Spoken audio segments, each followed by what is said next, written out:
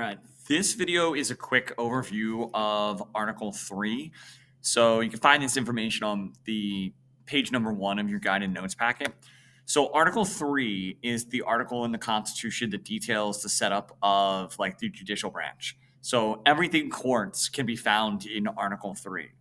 So it's important that you just know one additional thing besides the fact that it does talk about the judicial branch, and that's that it's easily the least detailed of the Constitution's main articles.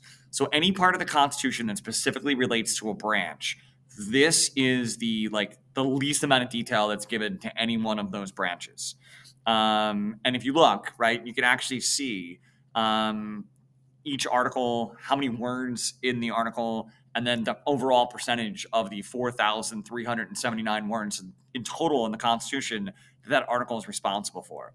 And you'll notice that Article 1, that deals with the legislative branch, makes up about 50% of the Constitution. Article 2, which deals with the executive branch, deals with about 23%. So you're looking at almost 75% of the Constitution deals with both Congress and then the presidency.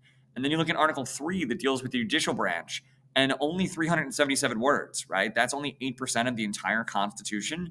And that's because the length of the article directly is like related to how much the founding fathers thought that branch would be as a threat in the future. So the founding fathers thought that Congress could be the most dangerous branch. So there's lots of rules and regulations that the presidency needed some rules and regulations, but there's really not a whole lot of detail in the judicial branch, and that's largely because they left it open-ended. They just didn't think that the judicial branch needed a lot of rules and regulations. They didn't see how they could be a threat in the future, and they decided that they were going to leave it like pretty vague so that Congress could pass laws later on down the line that would fill in a lot of these like gaps. So again, Article 3, judicial branch, not a lot of information in the Constitution relating to that kind of stuff.